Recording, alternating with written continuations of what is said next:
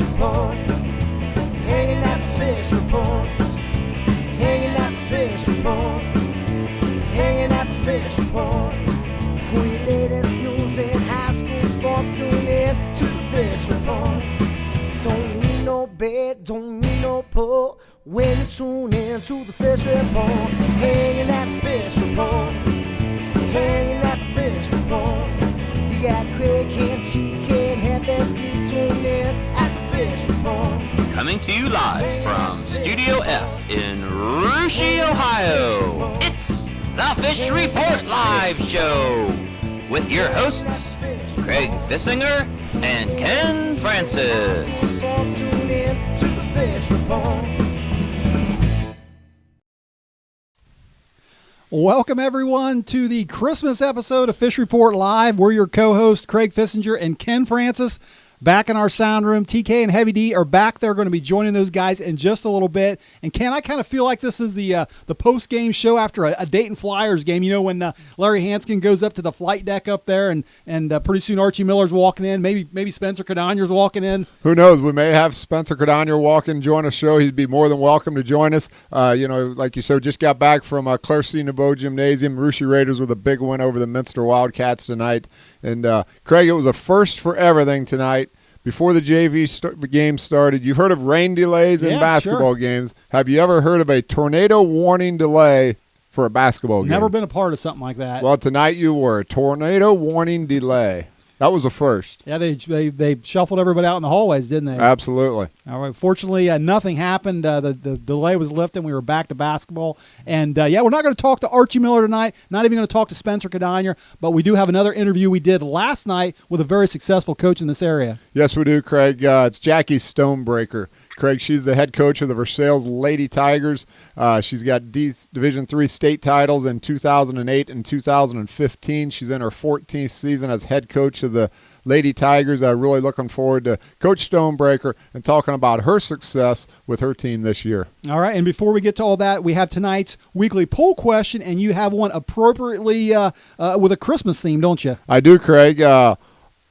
Question for the OHSA. All I want for Christmas from the OHSAA is a shot clock for high school boys and girls basketball, additional divisions for high school cross country, track, and golf, all transfers to be ineligible for the postseason, or separation of public versus private schools in the postseason. Very good poll question and very hot topics in high school sports the last several years, actually. Yeah, they are, Craig, and it'd be great to address these individually sometime and to talk more about them. And like we said, they're great topics, and we'll see what our listeners have to say out there. All right, well, if you're watching us on the Fish Report Live page right now, you can actually help us answer that poll question. Just scroll down, answer the question. You can check the results out. If you're watching us on NK Telco or Game Face Ohio on Christmas Eve, you can wait till the end of the show, and we will have those results for you. All right, Ken, well, let's get things started with something we like to call Five for Fighting. I picked 5 subjects between you, I, and the Sound Room guys. We all fight for our opinions on those subjects, and let's check out what tonight's Five for Fighting topics are. Looks like they are POTW, which, of course, stands for Player of the Week. We've got Follow the Star, Home in a Manger, Holiday Tourney, and Ho, Ho, Ho, all Christmas sort of themes. And except for that first one, we've been doing that the last several weeks. The POTW, or Player of the Week. I'll let you start, Ken. Who is your, boys or girls, anyone in the area, your Player of the Week? Well, Craig, there was a big Shelby County League showdown last night in Jackson Center, and Brady Wildermuth had a great game for the Tigers. He poured in 19 points, Craig, and really was the difference maker in that game. Big win for the Jackson Center Tigers. Russia was right there with them. I think all year those two teams are going to be right near the top of the Shelby County League standings. And, Craig, you know what? They're going to play back in Russia here in about 6 weeks, and they're going to see each other, who knows, maybe in the postseason. So, they might be playing each other a couple more times, and it'll be quite the battle. Yeah, good game and good call on that Player of the Week. Brady had a nice game. I think he had 18 points in that contest. And, guys, what about you back there in the sound room? Any Players of the Week for you? I have to go over to Fairlawn girls basketball. Audrey Francis coming off a bad ankle where she missed at least 2 games, maybe 3 games, and then just happened to pour in 35 points in and a great game the other night. So Audrey Francis battling back from injury and not missing a beat, pouring in 35 points. Nice. So girls player of the week right there. That's a pretty good one. I've got Rushi locked horns with Minster in 5th grade girls basketball, and Simone Putoff for the 5th grade Raiders. She poured in 7. We lost by 2, but I'm going with Simone Putoff. That works. That's that a works. new name for our viewers out there. One to keep their eye on. On that one. Well, I'm going to go with a gal over in Sydney by the name of Sylvia Hudson. I think most people are aware of her, but quite a player over there. Sydney's actually had 5 games in the last 10 days, and that 5th game was on Monday. They took an 8-0 record against Tecumseh, who was also 8-0. The Lady Yellow Jackets came out on top 62-47 to go 9-0 in Division I. All Sylvia did in that game was had a double-double, 25 points, 13 rebounds, was 9 for 10 from the free throw line in that game, including 7 for 7 in the 4th quarter. Nice. She is my player of the week. That's a good pick. All right, well, let's move on to our next one, Follow the Star. And on Tuesday, Fort Laramie senior Jessica Berger actually scored her 1,000th career point. We're looking at now, I want to look at the crop of freshmen and sophomores coming in, and I want you guys, it seems like we got a lot of good players coming up. I want you to pick somebody in those first 2 grades, 9th or 10th grade, that you may foresee scoring 1,000 points in the future. Well, Craig, I've got a couple I could list, but I'm going to start with Rushi sophomore high-scoring guard Maria Herron. She's off to a great start. She scored a lot of points her freshman season. She had some injuries there that's going to set her back a little bit, but she's well on her way, Craig. She's having a great year this year. We talked about this a couple weeks ago, how scoring 1,000 points is not that easy to do. You need to average about 14 points a game over 3 years. Maria is well on her way. So Maria Herron, Rushi Raiders. All right, guys, anybody, SCAL or anybody from the area, would you be your future 1,000-point scorer? I'm going to go a stretch. Jack Daypore for the Rushi Raiders. Sophomore guard, about 6'3". I think Jack's got a shot at it. Very good call on that one. Had a decent game tonight. And TK, what about you? I'm going to stick with the Raiders as well. Girls Raiders. Jenna Cordonier. Freshman. She has come out and played very good basketball. Not quite on the average that Ken's been talking about, but I think she's got potential to get there and go a little bit farther. Heck of a ball player, heck of an athlete, Jenna Cordonier. All right, well, you guys covered the Raiders, so that doesn't leave any left for me. But, I could go I could go with some sophomores. There's a couple good ones over there at Versailles. Candy McEldowney, Justin Arns doing very well. I've been talking about New Bremen the last several weeks. Paige Jones, a sophomore over there. She's pretty good. I'm going to go outside of the area a little bit. Not too far, though, but over to Miami East. I know you guys know where that's at. But there's a freshman over there by the name of Morgan Haney. Remember that name? Okay. Haney, Haney. This girl, Ken, she in 10 games this season so far, she's had 142 points. I can do the math on that. That's 14.2 points per game. But and she's a freshman. She's a freshman. She's lighting it up, and they're playing good competition. She had they got beat by Versailles a couple weeks back. Had 20 points in that game. Actually had a 21-point game against Urbana, her top 2 games of the season. And Shelby County fans will get a chance to see her because they host Anna this Saturday, December 26th. They will also be coming to Rushi on January 16th and over to Fort Laramie on January 23rd. Keep your eye on this freshman, Morgan Haney. She's going to score at least 1,000 points.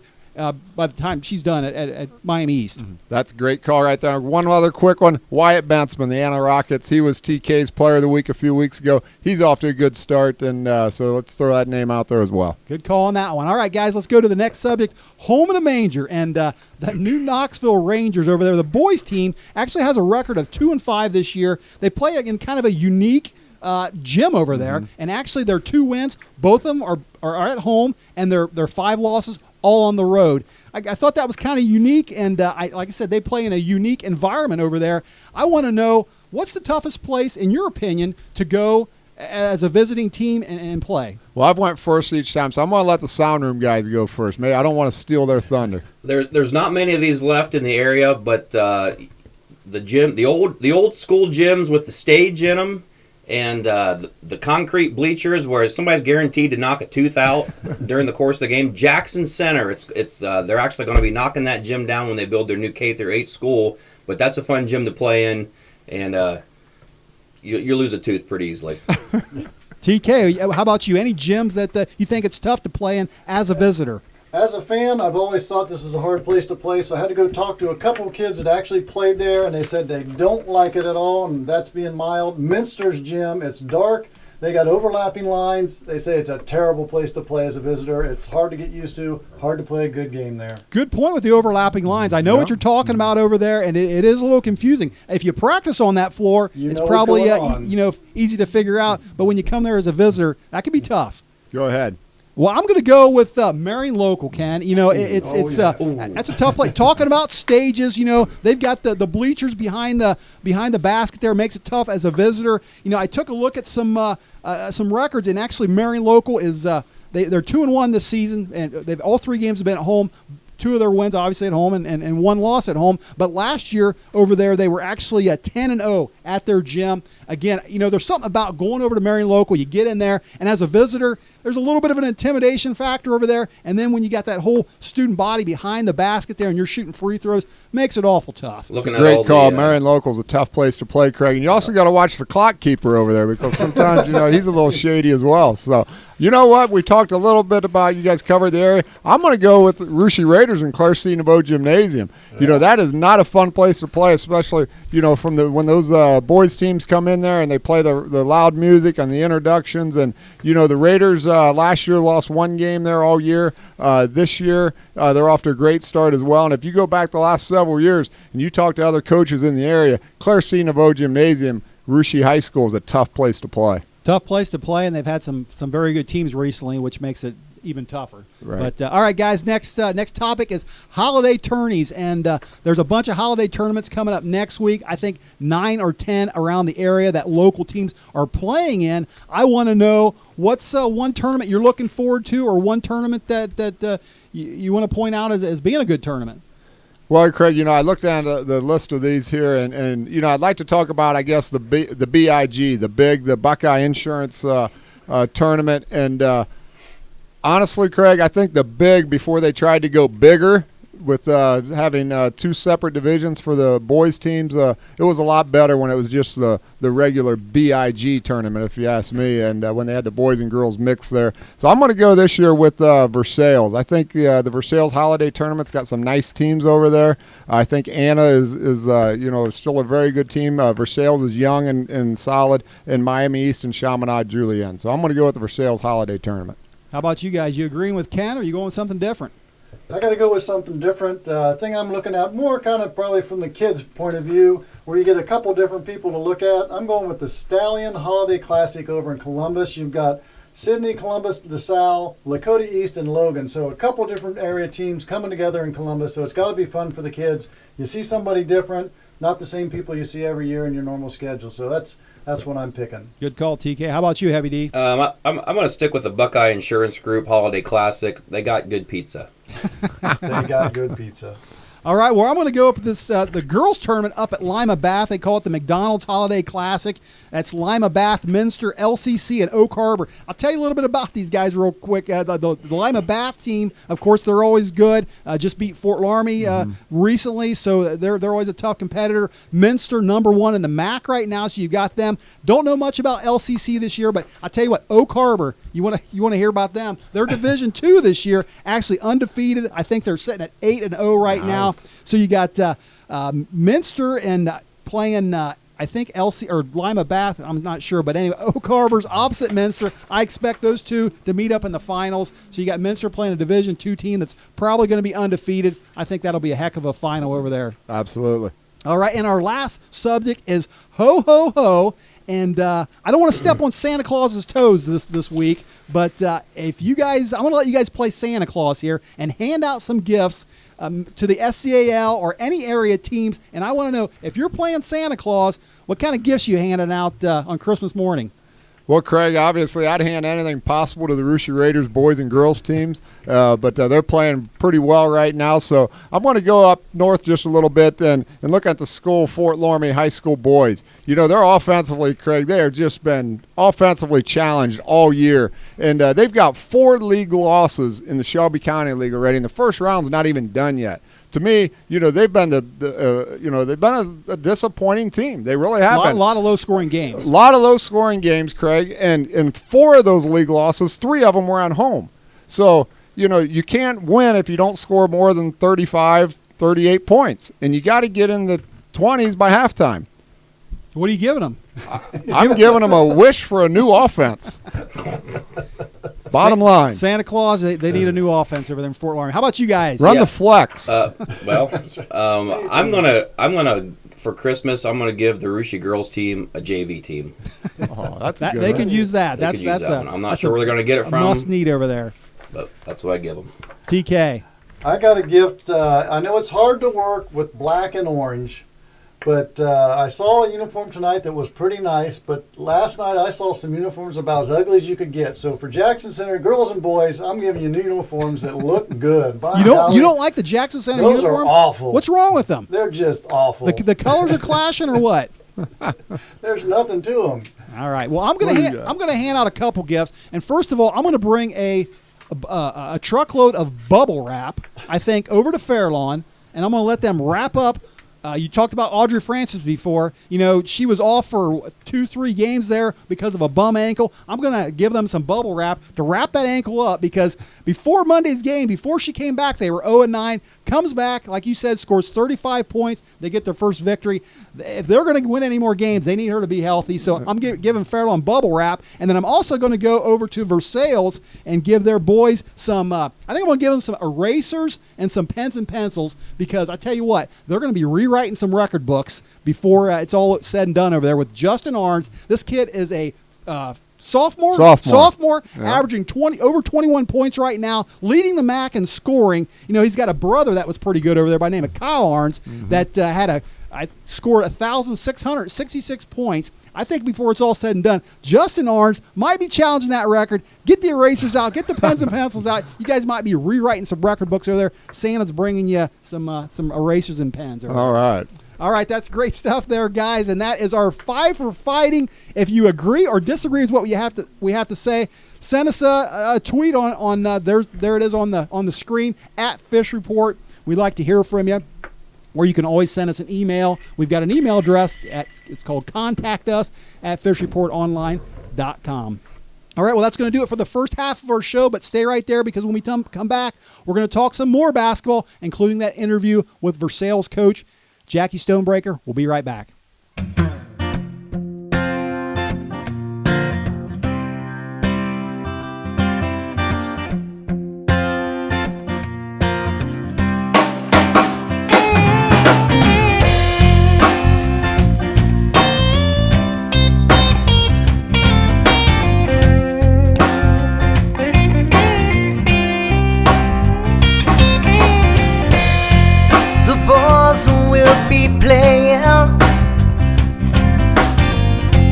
Open stage at the Leaving Van. Music starts at 8 o'clock. You can find us here every Wednesday night.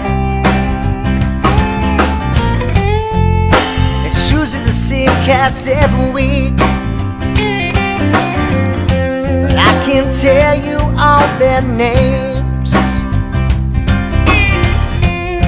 A cat and a junkie, all waiting for time to play. Everybody here's got something that we're trying to leave behind. We're all a little broken, looking for a place to hide. Get no answers, don't ask any questions. We're all here just looking for a high. And we're all beautifully broken here tonight.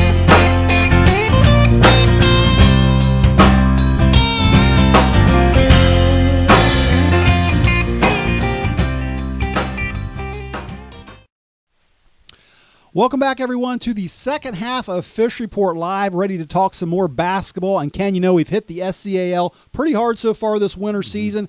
We talked to Fairlawn star Nathan Lessing last week. A couple weeks before that, we talked to Rushie's two coaches, Coach Spencer Cadonier and also Coach Tim Hatcher. One conference we haven't hit real hard yet is the MAC. And we're going to talk a little bit of girls basketball tonight. And year in, year out, the MAC is always pretty solid, aren't they? Absolutely, Craig. And, you know, when you look at the MAC standings this year, it's no different. Minster's sitting up at the top right now at 4-0 and 6-1 overall. Fort Recovery at 3-0 and 6-1.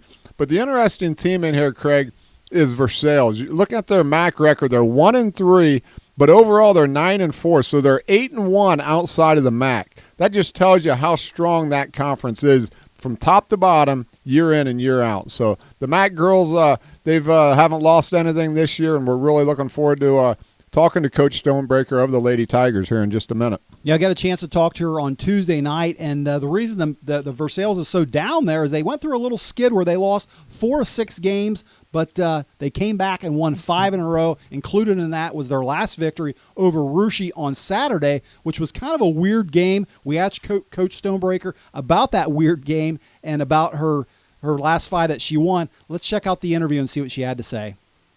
Fish Report Live on the phone with Versailles girls basketball coach Jacki Stonebraker. Coach, welcome to the show, and thanks for joining us. Well, thanks for having me. Well, listen, I got a chance to watch your team this past Saturday over in Rushi, and what a crazy game that was. Now, you knew before you got to Rushi you would be playing a varsity-only game due to the Raiders not having a JV team, but what you didn't know, Coach, was that the game would be moved to the junior high gym due to a water leak in the high school gymnasium. So what did you think about that whole situation of playing in a smaller gym? Well, when they told us that there was water on the floor, actually we found it. We found the water on the floor during our warm-up, and they asked if we would mind to play in the junior high gym. I said, well, I'd rather play in the junior high gym and not risk injury on the high school floor. And so, I went in the locker room and told the ladies what was going on, and I said it doesn't matter.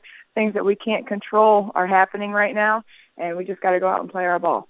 And if that wasn't enough, then you had that whole scary situation in the fourth quarter where Rushi's player, Tiffany Hatcher, and your player, Claire Schmidtmeyer, collided. Both girls knocked out of the game. I heard later that Tiffany ended up with 14 stitches. I think she's out a couple games. So how's Claire doing? Claire's doing fine. She actually passed her concussion test with our trainer. She passed it at the emergency room as well.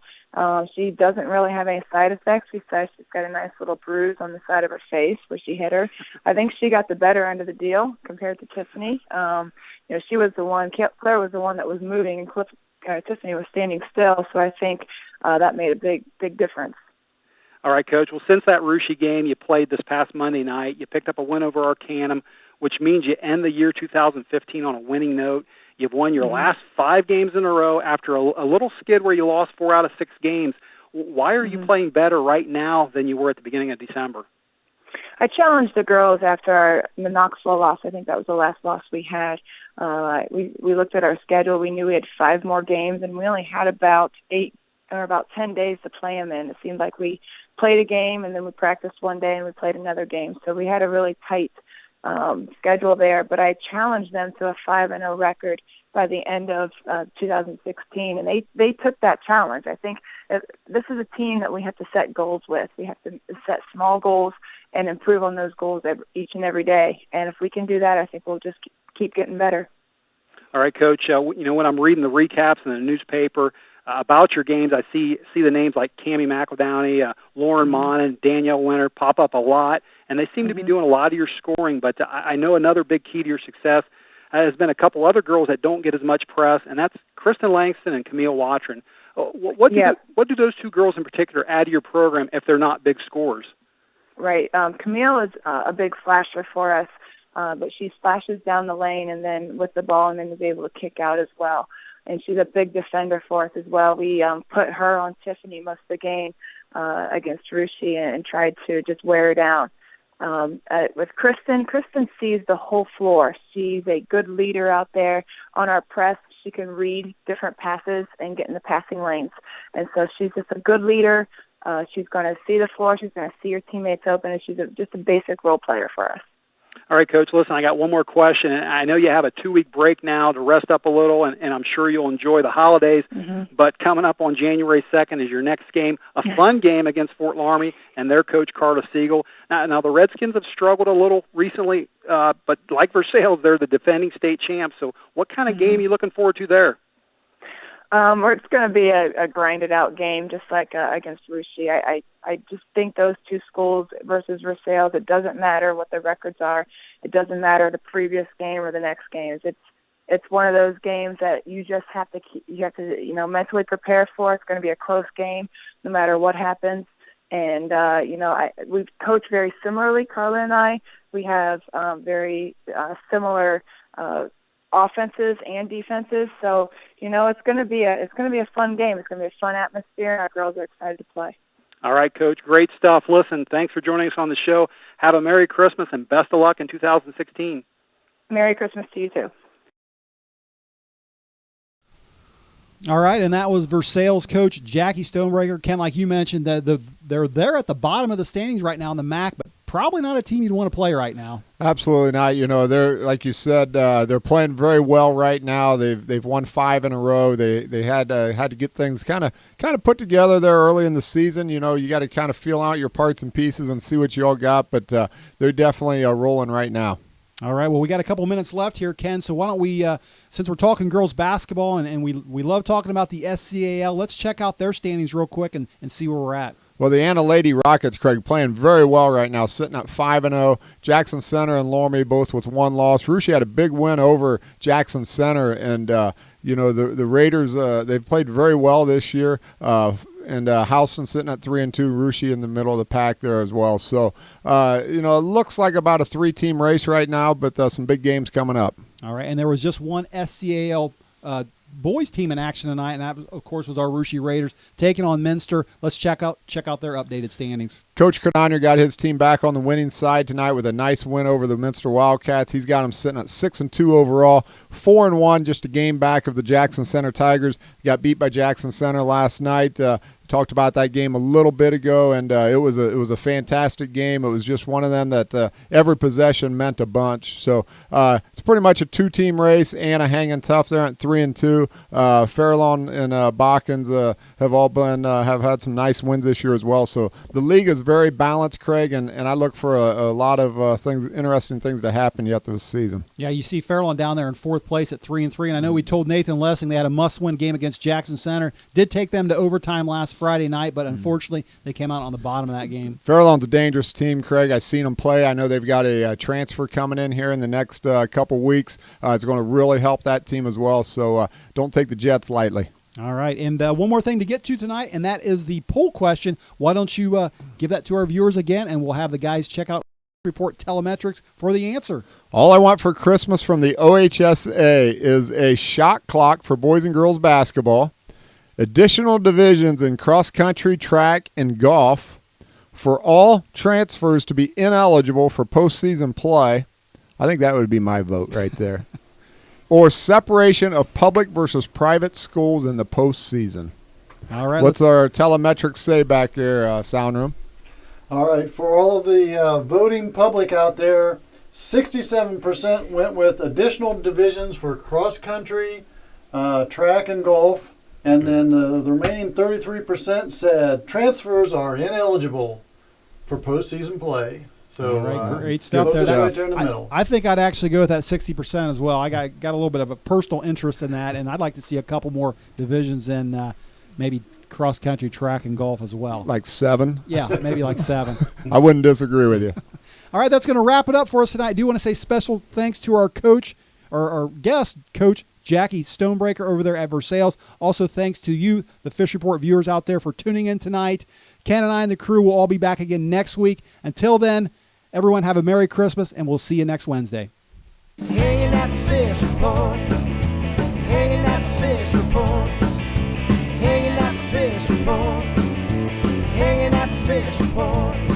For your latest news in high school sports, tune in to the Fish Report. Don't need no bed, don't need no pull when you tune in to the Fish Report. Hanging at the Fish Report.